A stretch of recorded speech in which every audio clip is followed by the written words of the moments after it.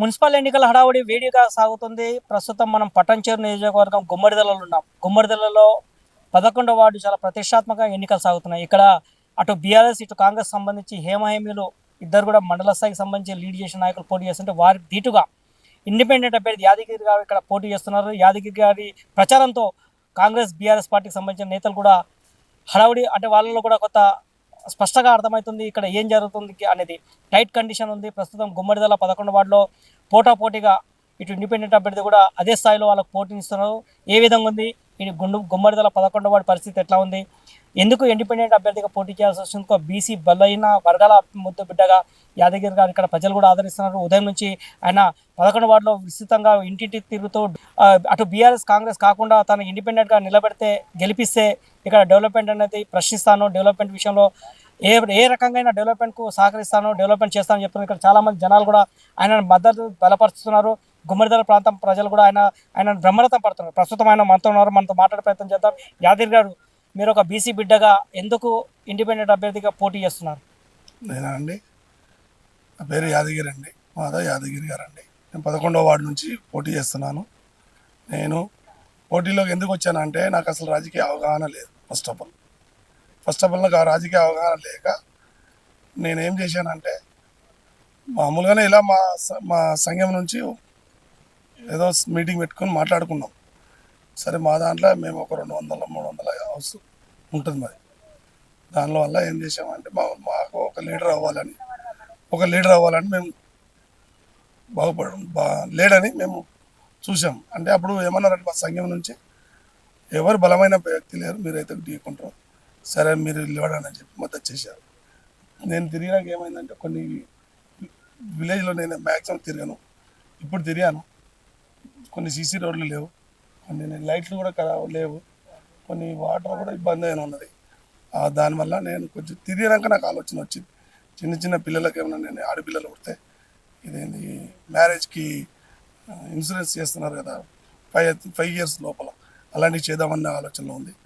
మా ఇక్కడ రామ్నగర్కి ఏమన్నా ఇంకా వాళ్ళు ఏదైనా కోరుకుంటే అది కూడా చేసి పెట్టాలన్న ఆలోచన నాకు ఉంది. కానీ మీ పోటీత్వం వల్ల 11వ వార్డులో అటు బీఆర్ఎస్, కాంగ్రెస్ పార్టీ నాయకులకు దడ పుట్టిస్తున్నారు.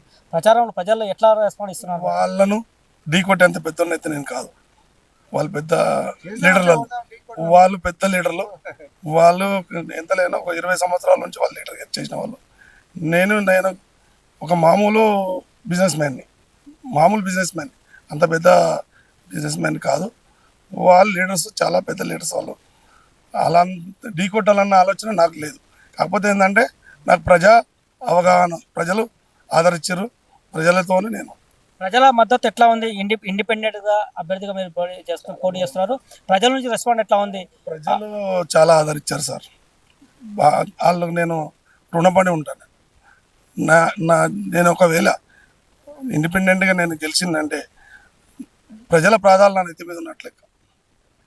ప్రజల ప్రాధాలు నా నెత్తి, మా వార్డులో ఉన్న వాళ్ళందరూ ఆశీర్వదించినట్లే. ఇక్కడ ప్రధానంగా మీరు తిరుగుతున్నారు, డోర్ టు డోర్, గల్లీలు తిరుగుతున్నారు. ప్రధానంగా ఇక్కడ సమస్యలు ఏమున్నాయి, వాటిని ఏమి గుర్తించారు, ఎట్లా చేస్తే బాగుంటుందని చెప్తున్నారు? అది అనేది చేయాలన్న ఆలోచన నాకు ఉంది. అది ఎలా చేయాలనేది మాకు గెలిచినాక అవగాహన తీసుకొని సాటి వ్యక్తులతోని సంప్రదింపులు చేసి అది చేస్తాం. మీకు ఎట్లాంటి సమస్యలు మీకు దృష్టికి తీసుకొస్తున్నారు? మెయిన్ రోడ్లు, సీసీ రోడ్లు లేవు, స్ట్రీట్ లైట్లు లేవు, సీసీ కెమెరాలు లేవు. ఈ రోడ్ నుంచి అక్కడి నుంచి ఇక్కడ వరకు సీసీ కెమెరాలు ఉండాలి. ఎందుకంటే ఇక్కడ బస్ స్టాప్ లేదు, దగ్గరలో బస్ స్టాప్ లేదు. 1 kilometer నుంచి రావాలి, వాళ్ళు 1 kilometer నుంచి రావాలి. అక్కడ నుంచి వాళ్ళు సింగిల్గా వస్తుంటే సీసీ కెమెరాలు ఏర్పాటు చేయాలని ఆలోచన. మీరు చివరగా చెప్పండి, 11 వార్డు ప్రజలకు, మీ ప్రాంత ప్రజలకు, మీ వార్డులో ప్రజలకు ఏం చెప్పదలుచుకున్నారు మీరు? వాళ్ళు నన్ను గెలిపిస్తే వాళ్ళకు ఏది లోటు లేకుండా నేను చూస్తాను. సీసీ కెమెరాలు, స్ట్రీట్ లైట్స్, రోడ్లు, డ్రైనేజీలు, వాళ్ళకు ఉన్న ప్రాబ్లమ్స్ ఏమున్నాయి వాళ్ళు కోరుకున్నవి సంప్రదింపులు చేసి చేపిస్తాం.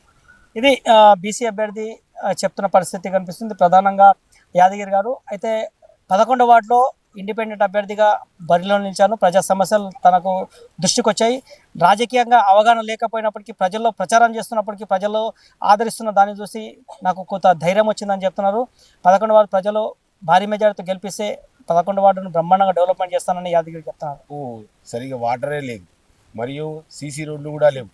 మరి ఇలాంటి చాలా రోజులు ఇప్పటి వరకు ఈ రామ్నాథ్ ఏర్పడి కూడా సుమారు 20 నుంచి 30 సంవత్సరాల ఈ కాలనీ ఏర్పడి కూడా ఇలాంటి పరిస్థితుల్లో కూడా ఇక్కడ నీళ్లు లేకపోవడము, మరియు ఏ నాయకుడు కూడా గెలిచే వరకే ఉండి దీన్ని అభివృద్ధి చెందించకపోవడం కూడా చాలా బాధాకరమైన విషయం. మరి ఇలాంటి రామ్నగర్ని మేము అభివృద్ధి పథంలో నడపడానికి కూడా ముందుకొచ్చి స్వాతంత్ర అభ్యర్థిగా మరి పెద్ద పెద్ద నాయకుల మీద కూడా ముందుకొచ్చి అలా అభివృద్ధి కార్యక్రమాలు చేపట్టాలనే ఉద్దేశంతోనే మేము ముందుకొచ్చి మరి రామ్నగర్ కాలనీ కూడా మరియు గ్రామాన్ని కూడా అభివృద్ధి పరచడానికి మా ఎంతో సహకారం అందిస్తామని మనవి చేస్తున్నాం. కెమెరామెన్ తులసితో జెట్ న్యూస్ గుమ్మడిదల.